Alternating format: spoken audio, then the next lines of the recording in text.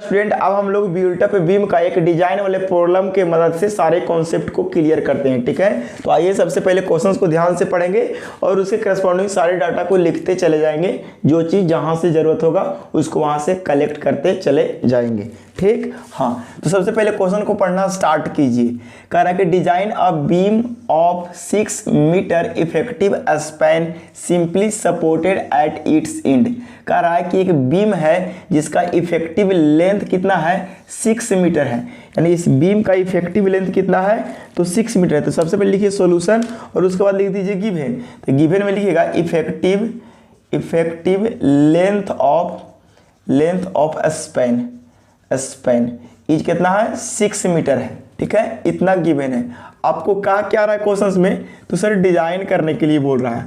बस डिजाइन करने के लिए अपन स्टेप बताया, स्टेप को फॉलो कीजिए, बनाते दन दन चले जाइए।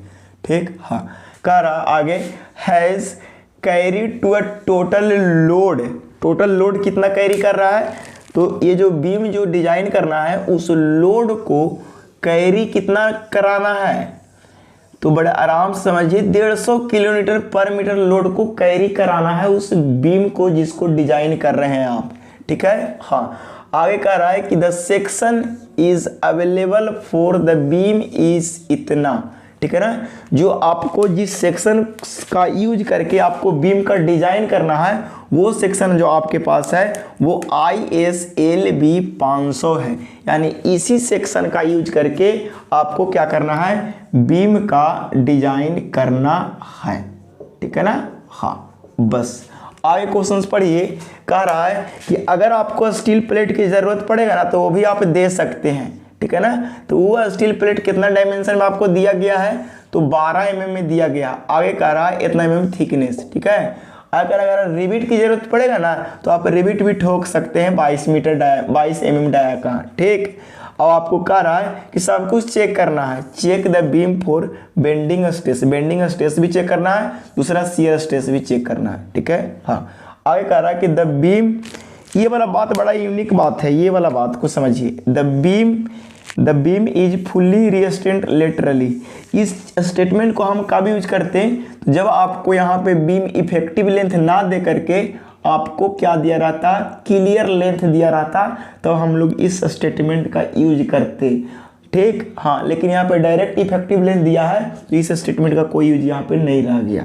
ठीक, हाँ, चलिए, क्या चीज़ इफेक्टिव लेंथ कब कौन सी स्थिति में कैसे लिया जाता है, वहाँ पे एक टेबल चिपकाते हैं, उसके मदद से आप लोग इसको क्लियर कर लेंगे। ठीक, हाँ, तो आपको डिजाइन करना है तो सबसे पहले लोड खोजेंगे, कितना लोड सहाने के लिए डिजाइन करना है। तो सर मेरा लोड मिल गया 150 किलोमीटर पर मीटर, यानी देखने से पता चला कि ये लोड नहीं यूडीएल लोड है। ये कैसा लोड है बाबू, देखने से यूडीएल लग रहा है, काहे कि यूनिट किलोमीटर पर मीटर में है। चलिए, और आपको सेक्शन इसका यूज करके डिजाइन करना है। ठीक, हाँ, तो पहला काम आप लोग जब भी डिजाइन की बात है तो पहला काम क्या कीजिए, टेबल से देख करके इस सेक्शन का सारा डाटा को आप लिख दीजिए जो जरूरत पड़ेगा। तो यहाँ पे डिजाइनिंग के लिए आपको इतने सारे डाटा की जरूरत पड़ेगा जो हम लोग ऑलरेडी टेबल से लिखे हैं।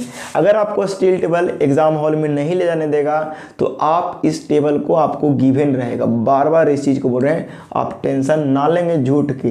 ठीक, हाँ, चलिए, आपको स्टील सेक्शन कौन यूज करना है, तो सर ISLB का यूज करके आपको एक बीम का डिजाइन करना है और उस बीम पर कितना लोड आएगा, इतना 150 किलोमीटर पर मीटर का लोड को सहाने के लिए बनाना है। ठीक, हाँ, तो इस सेक्शन का कुंडली निकाले हम कहाँ से, टेबल से, तो हमारा एरिया इतना mm² आ गया, ओवरऑल डेप्थ इतना आ गया, विड्थ ऑफ फ्लेंज इतना आ गया, थिकनेस ऑफ फ्लेंज 14.1 mm आ गया और थिकनेस ऑफ वेब हमारा 9.2 mm आ गया। ठीक, हाँ, मोमेंट ऑफ इनर्शिया आप टेबल में देखोगे तो यहाँ पे इतना आ जाएगा, जिसको mm में अपन चेंज कर दिया।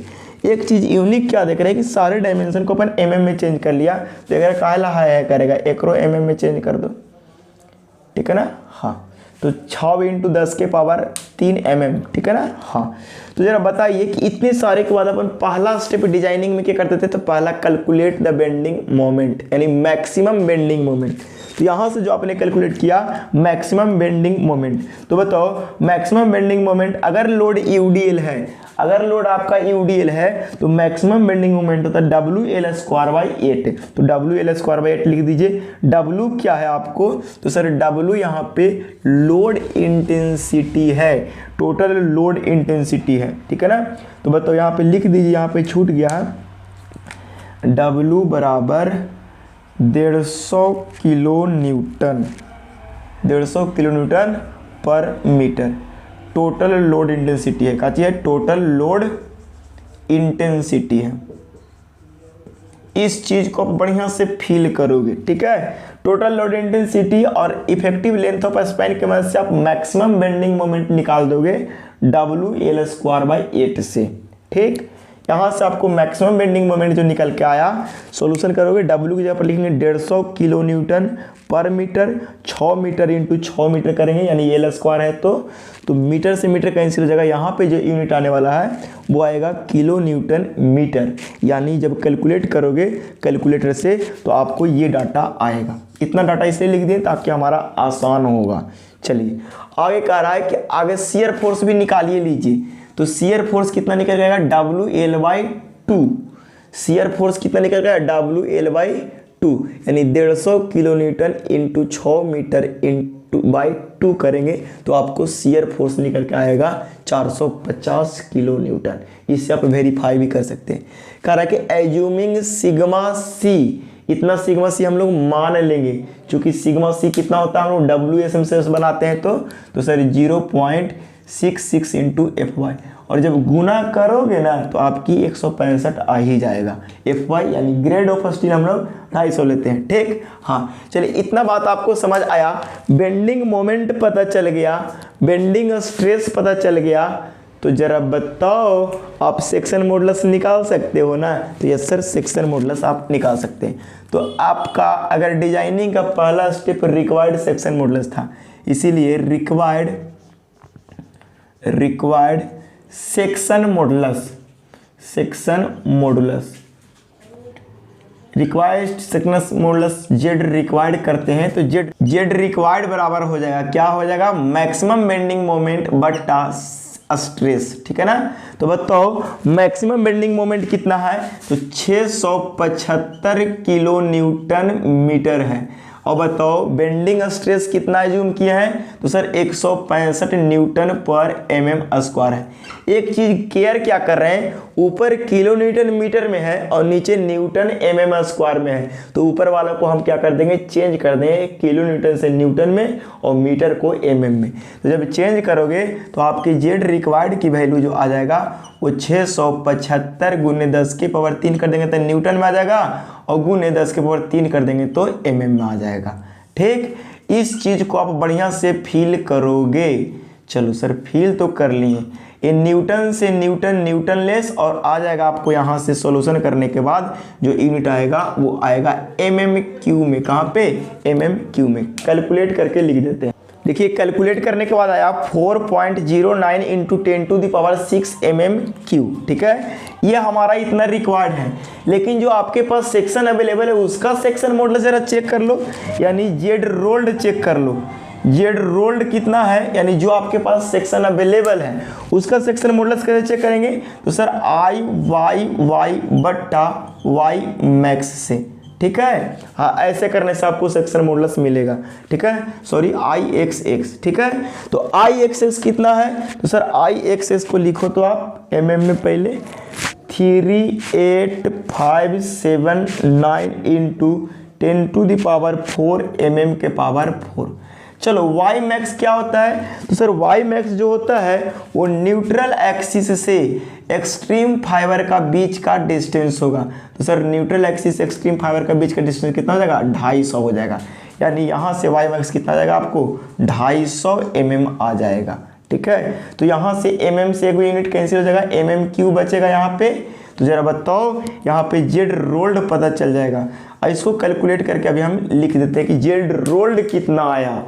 यहाँ पे क्या देख रहे हैं कि जेड रोल्ड जो कैलकुलेट करके आया 1.543 इंटू 10⁶, और जेड रिक्वायर्ड हमको इतना है। इसका मतलब यहाँ पे हम कह सकते हैं कि जो जेड रिक्वायर्ड है जेड रिक्वायर्ड जो है वो ज़्यादा है जेड रोल्ड से। और जब जेड रोल्ड से ज़्यादा है बाबू तो हम कहेंगे कि जितना ज़रूरी है ओकरा से कम है, मतलब हमारा अनसेफ है। का चीज़ है which is unsafe, which is unsafe, हमारा सेफ नहीं है। तो जब सेफ नहीं है तब हम लोग क्या करेंगे, हम लोग को ज़रूरत पड़ेगा, तो यहाँ पे लिखेंगे इसको इरेज करके कि यहाँ पे हमको ज़रूरत पड़ेगा जेड के वैल्यू को बढ़ाने के लिए। तो जब जेड की वैल्यू बढ़ाने के लिए ज़रूरत पड़ेगा तो हम लोग क्या करेंगे, इसके ऊपर कवर प्लेट लगाएंगे और इसके नीचे कवर प्लेट लगाएंगे ताकि हमारा जेड की वैल्यू बढ़ जाए, रिक्वायर्ड से ज़्यादा आ जाए। ठीक है, तो हम लोग कवर प्लेट लगाएंगे। पहले तो इसको इरेज करते हैं, पहले कॉपी कर लीजिए जी। देखिए अगर ये अनसेफ है तो हम उसको लिख दिए स्टेटमेंट कि बी नीड टू, यहाँ पे लिख लीजिए, इसको समझ लीजिए, we need to provide some plates, हमको कुछ प्लेट प्रोवाइड करने की जरूरत पड़ेगा, will increase the section modulus, section modulus को बढ़ाने के लिए एंड स्ट्रेंथ बढ़ाने के लिए। ठीक है, हाँ तो जरा बताइए कितना ज़्यादा सेक्शन मॉडुलस की जरूरत पड़ेगा, यानी कितना ज़्यादा। तो एक यहाँ से हम एरिया कैलकुलेट करने के लिए, एरिया ऑफ प्लेट के लिए क्या रेडीमेड फार्मूला पढ़े थे, तो Z required minus Z rolled बट्टा ओवरऑल डेप्थ, ये फार्मूला हम लोग पढ़े थे डिजाइनिंग वाला में। अगर थोड़ा बहुत अगर डिजाइनिंग की बात समझ आया होगा तो ये बात समझ पाए होंगे। जरा बताओ, इसको बोलते हैं एरिया ऑफ प्लेट, इसको क्या बोलते हैं, एरिया ऑफ प्लेट, यहाँ से निकलेगा एरिया ऑफ प्लेट।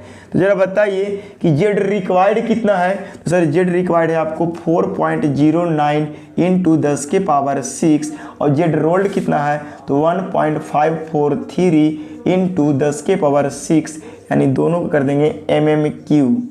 ठीक है, और यहाँ से ओवरऑल डेप्थ आपको आया वो कितना आया, तो सर ओवरऑल डेप्थ इस सेक्शन का 500 mm है। तो जरा बताइए ए से कैंसिल हो गया, यानी mm² बच जाएगा, यानी mm² जब बच जाएगा तो यहाँ से कैलकुलेशन करने के बाद आपको आ जाएगा एरिया, और एरिया जो आएगा 5094 mm² आएगा।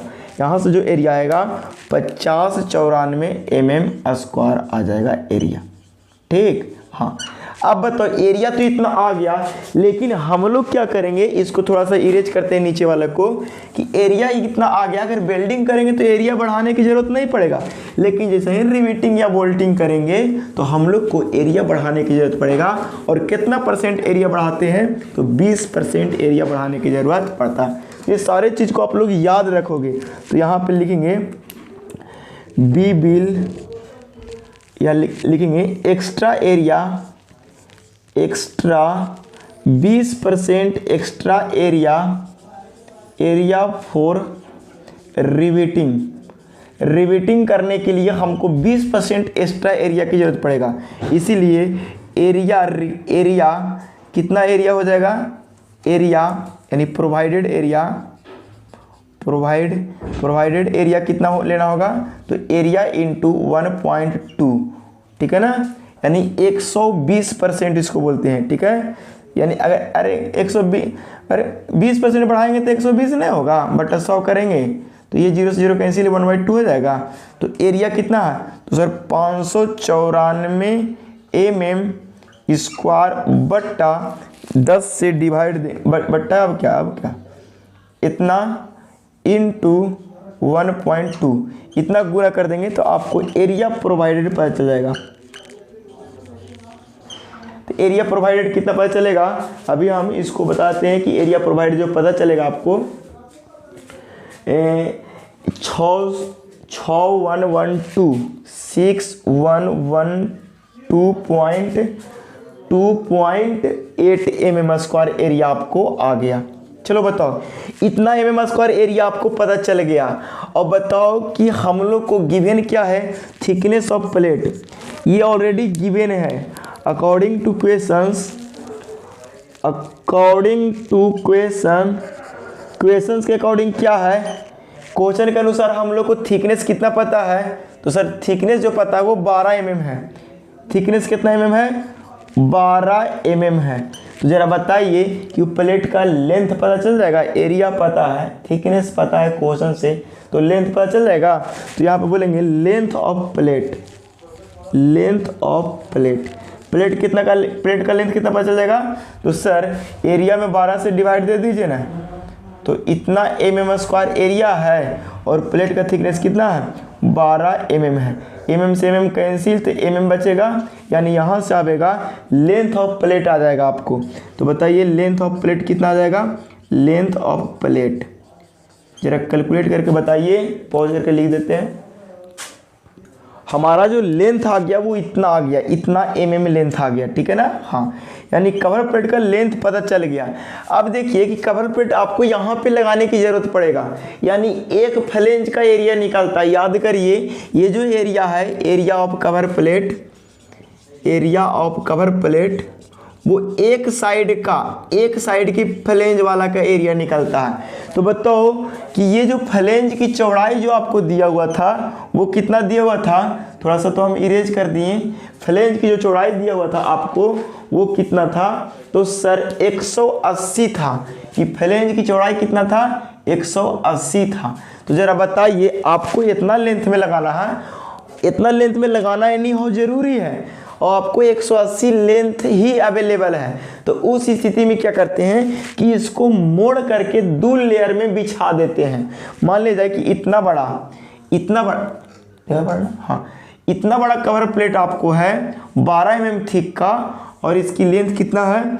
509.4 mm है। तो हम लोग क्या करते हैं कि ये वाला को ऐसे फोल्ड करके और दोनों को वहाँ पे चिपका देते हैं। मैंने कैसे प्रोवाइड करेंगे? तो देखिए यहाँ पे ऐसे प्रोवाइड करेंगे, ठीक है, ऐसे प्रोवाइड करेंगे, यानी यहाँ पे जो प्रोवाइड कर देंगे वो ऐसे प्रोवाइड कर देंगे, यहाँ पे ऐसे और इसके ऊपर एक और ऐसे, मतलब दोनों को इक्वल पार्ट में प्रोवाइड कर देंगे। और प्रोवाइड करने के बाद हम लोग को क्या होगा, यहाँ पे प्लेट का अल्टीमेट स्ट्रेंथ क्या हो जाएगा? बढ़ जाएगा, ठीक। हाँ, तो जब प्रोवाइड कीजिएगा तो यहाँ पे 2 से डिवाइड करिए तो कितना हो जाएगा? जैसे ही 2 से डिवाइड कीजिएगा तो आपको आ जाएगा कितना? तो देखिए 509.4 डिवाइडेड बाई 2, यानी आपको आएगा 254, यानी 260 करके हम लोग 255 करके मार देंगे, ठीक है ना। 255 mm करके मार देंगे, ठीक। हाँ, यानी आपको इतना लेंथ वाला प्लेट को यहाँ पे लगा देंगे। इस बात को आप समझने की पूरा कोशिश करेंगे। प्लेट का एरिया पता चल गया और प्लेट लगा दिए। अब लगाने के बाद आपको चेक करना है कि क्या ये लगाने के बाद क्या बेंडिंग स्ट्रेस में सही है, शियर में सही है, सब कुछ हम लोग यहाँ पे चेक कर लेंगे। पहले इतना कर लीजिए कॉपी, उम्मीद है छाप लिए होंगे। और इसको कुछ को इरेज करते हैं यहाँ पे, ठीक है। हाँ, इधर इरेज करते हैं, इधर, ठीक। हाँ, शियर फोर्स इतना है, शियर फोर्स का भी रह दीजिए जी काम। अरे इरेज कर दिए ना, अच्छा कोई दिक्कत है, सब इरेज कर दीजिए, ठीक है ना। शियर फोर्स कितना है हम देख के लिख देंगे, सारा स्टेप बाय स्टेप आप समझने की पूरा कोशिश करेंगे। आपने क्या किया, यहाँ से प्लेट का डिवाइड किया तो कुछ वैल्यू आया 254 पॉइंट समथिंग। देखिए राउंड ऑफ फिगर में इसको 260 मान लीजिए, कितना मान लीजिए? 260 mm। कैलकुलेशन आसान हो जाएगा, तो यहाँ पे भी हम मान लेते हैं 260। कैलकुलेशन क्या हो जाएगा? आसान हो जाएगा, ठीक। हाँ, चलिए इतना बात आपने क्या कर दिया? प्रोवाइड कर दिया। अब जब प्रोवाइड किया तब आपको चेक करना कि इसका बेंडिंग स्ट्रेस पहले क्या था और अब क्या है। तो हम लोग सबसे पहले चेक करेंगे बेंडिंग स्ट्रेस, ठीक है ना। तो चेक फॉर बेंडिंग स्ट्रेस, सबसे पहले शियर फोर्स को चेक कर देते हैं, ठीक है ना। हाँ, CHEC, check for shear force, shear stress. Shear stress बराबर क्या फार्मूला होता है? टॉ एवरेज बराबर होता है क्या? शियर फोर्स बट्टा शियर एरिया। जरा बताइए शियर एरिया कौन सा हो जाएगा? हमारा शियर एरिया ये वाला हो जाएगा, यहाँ से यहाँ तक ये वाला एरिया को बोलते हैं शियर एरिया। क्या बोलते हैं? शियर एरिया, इसको बोलते हैं TW। तो शियर एरिया में क्या होता है? TW into overall depth. तो शियर फोर्स कितना था? अभी हम आपको बताते हैं कि शियर फोर्स जो कैलकुलेट करके आया था बाबू, वो आया था 450 kilo Newton, 450 kilo Newton shear force आया था। TW कितना था, थिकनेस ऑफ वेब जो था वो था 9.2 mm था और ओवरऑल डेप्थ था 500 mm। इसको अगर न्यूटन में चेंज करिए दो तो आपको आएगा 10⁻³ न्यूटन, ठीक है ना। कैलकुलेशन करने के बाद टॉ एवरेज जो आएगा वो कितना आएगा आपको, टॉ एवरेज कैलकुलेशन करने के बाद आपको आएगा 89.25 न्यूटन पर mm²। ये टॉ एवरेज से निकल के आया और कोड कहता है टॉ अवेलेबल या एलोएबल, टॉ एलोएबल कहता है कि 100 MPa होना चाहिए। क्या होना चाहिए, 100 MPa नहीं, न्यूटन पर mm लिख दो, वही चीज़ है, ठीक है ना। हाँ, इतना से ज़्यादा नहीं होना चाहिए, ये कोड कहता है इतना से ज़्यादा नहीं होना चाहिए। और कैलकुलेट करके आए 89.25, यानी ज़्यादा तो नहीं है ना, है, यानी कहेंगे विच इज सेफ, लिखेंगे टॉ एवरेज जो है वो लेस है कहाँ से, टॉ एलोएबल से, दैट क्या लिखेंगे, विच इज सेफ। ये जो स्टील रोल्ड सेक्शन क्या है, विच इज सेफ, यानी शियर को सह पाएगा, विच इज सेफ, ठीक। हाँ, अब आगे थोड़ा सा और बढ़िएगा तो आपको कुछ और मिलेगा। क्या मिलेगा, अब आपको बेंडिंग स्ट्रेस चेक करना है, चेक फॉर बेंडिंग स्ट्रेस। तो बताओ बेंडिंग चेक करने के लिए सिग्मा बराबर क्या होता है, m/i × y मैक्स, ठीक है ना। ये पता होना चाहिए, इस चीज को आप समझने की पूरा कोशिश करेंगे। तो जरा बताओ कि ये वाला Ix बिल्टअप सेक्शन का पता होना चाहिए और y मैक्स जो न्यूट्रल एक्सिस से एक्सट्रीम फाइबर के बीच का डिस्टेंस पता होना चाहिए। क्योंकि ये बेंडिंग मोमेंट तो हमको ऑलरेडी पता है, पहले हम लोग कैलकुलेट कर लिए थे, ठीक। हाँ, तो आप कैलकुलेशन करने चाहोगे moment of inertia of built up section का फ्रॉम न्यूट्रल एक्सिस से, ठीक है। तो जरा बताओ Ix, ये इसी में बहादुरी है, Ix कैलकुलेट करेंगे बिल्टअप सेक्शन के लिए तो लिखना होगा Ix रोल्ड सेक्शन, ठीक है ना। Ix किसका, रोल्ड सेक्शन, रोल्ड सेक्शन का Ix प्लस 2 इंटू क्या करेंगे, moment of inertia of cover plate, लिखेंगे moment of inertia of cover plate, ठीक है ना। इसको थोड़ा समझिए, तो रोल्ड सेक्शन का मोमेंट ऑफ इनर्शिया तो आपको गिवन होगा, ये कहाँ होगा, गिवन होगा स्टील टेबल से। तो ये लिख देंगे कहाँ से, तो फ्रॉम स्टील टेबल से, लेकिन इसको आपको खुद से कैलकुलेट करना होगा। तो कैसे करेंगे इसका कैलकुलेशन, तो जरा बताओ BD/12 एगो प्लेट का होता है। तो सर B की वैल्यू कितना है, तो सर B की वैल्यू 260 है। तो BD/12 लिख लो पहले, BD/12 प्लस, अब बताइए कि टोटल एरिया कितना है। चूंकि पैरेलल एक्सिस से थ्योरम से ट्रांसफर करेंगे यहाँ तक, यानी आपको मोमेंट ऑफ इनर्शिया इस एक्सिस के अबाउट निकालना है, एक्स एक्सिस के अबाउट मोमेंट ऑफ इनर्शिया आपको निकालना है। तो इस प्लेट को यहाँ पे ट्रांसफर करना होगा, तो लिखेंगे BD/12 प्लस क्या लिखेंगे, प्लस एरिया, तो एरिया क्या लिखेंगे, यहाँ से यहाँ तक अगर कवर प्लेट का थिकनेस है 12 ऊपर है और 12 नीचे है, टोटल कितना हो जाएगा 24, यानी एरिया कहेंगे तो 24 × 260 इसका एरिया हो जाएगा। और अगर बात किया जाए इसकी सेंटर ऑफ ग्रेविटी से इस एक्सिस का बीच का डिस्टेंस कितना हो जाएगा, तो सर सेंटर ऑफ ग्रेविटी से इसका बीच का डिस्टेंस दैट इज R की वैल्यू जो हो जाएगा यहाँ से यहाँ इसकी आधा 250 और यहाँ से 12, तो उसको लिख देंगे 250 प्लस 12 कितना होता है जी, 262। तो 262 के होल स्क्वायर इसका डिस्टेंस हो जाएगा। ये हमारा नहीं, डायरेक्ट अभी फार्मूला लिखते हैं, ठीक है ना। तो B × 2D यानी 12 दूना 24, ये एरिया हो गया। इनटू यहाँ से इसके बीच का डिस्टेंस क्या हो जाएगा h/2 इनटू ये पूरा 24 है तो प्लस कर देंगे 12 की होल स्क्वायर। ठीक, हाँ, तो ये सारे चीज आप यहाँ से टेबल से देख करके लिख सकते हैं। तो रोल्ड आई सेक्शन का कितना लिखे थे हम वो, तो 30 रोल्ड आई सेक्शन का डाटा था। देखिए यहाँ से पीछे से लिखना चालू करते हैं तो नहीं आ पाएगा।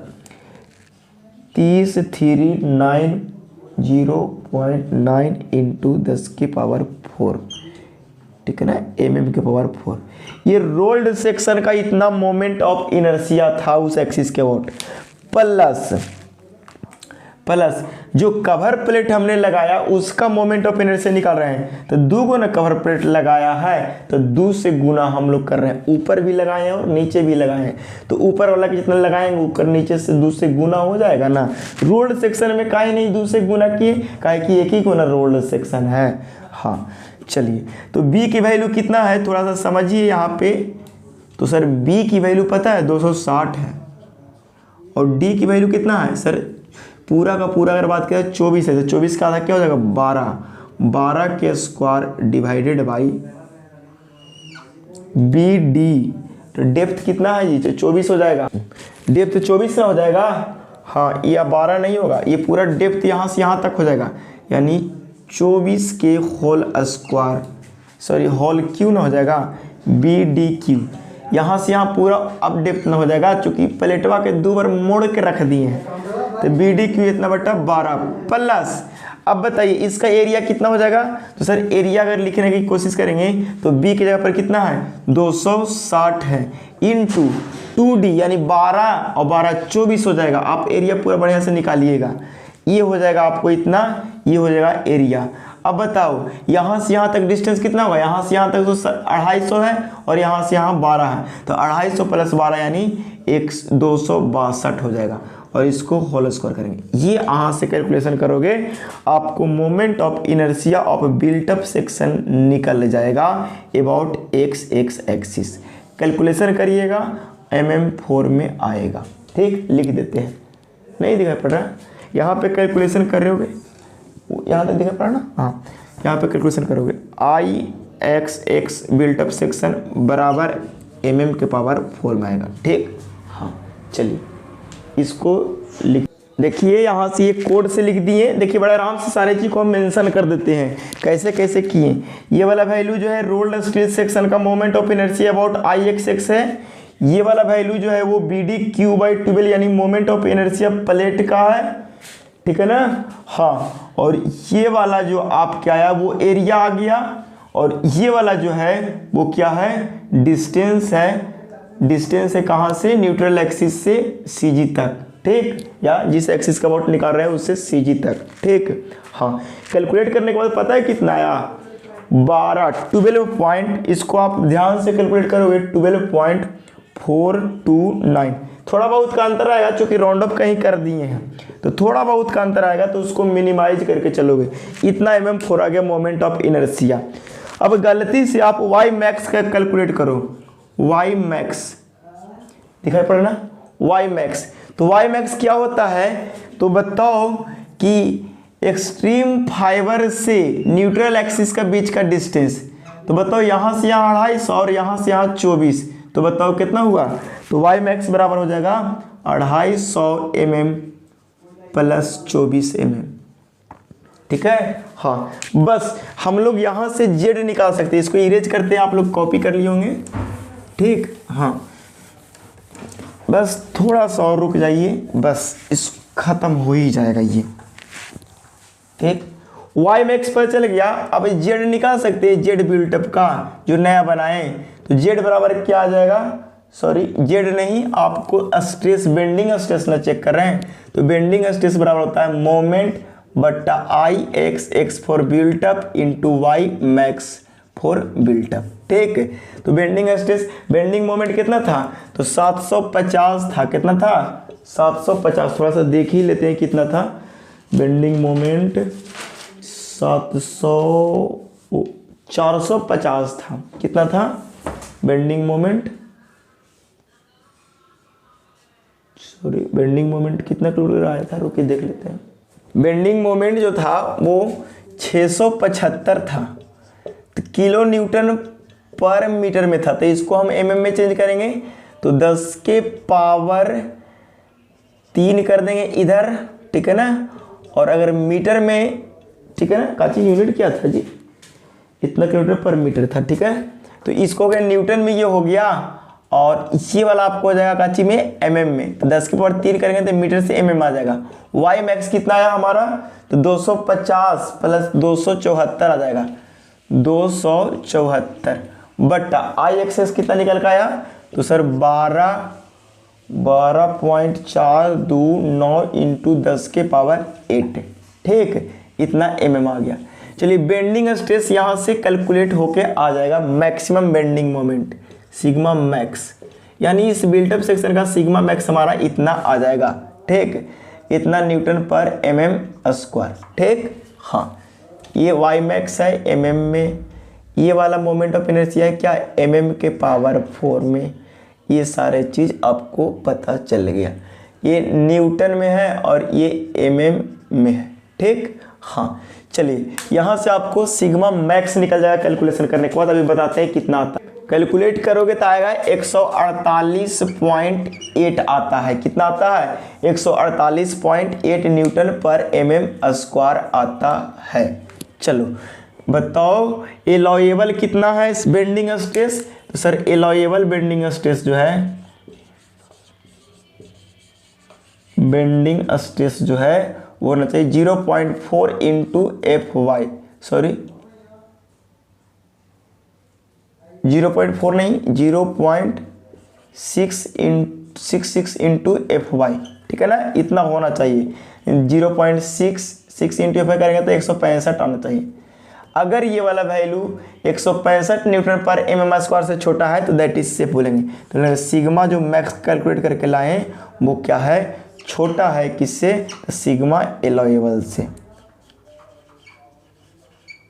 कहेंगे विच इज सेफ। यही आपको चेक करना था क्राइटेरिया को, ठीक। हाँ, लिखेंगे विच इज सेफ, लिखेंगे इसलिए ओके। और डिजाइनिंग क्या हो गया, कंप्लीट हो गया। तो ये डिजाइनिंग का एक कंप्लीट क्वेश्चन हो गया। अब आगे एक न्यूमेरिकल कराया जाएगा, एक होमवर्क दिया जाएगा, उसको बनाने की कोशिश कीजिएगा, इतना वो कर लीजिए कॉपी।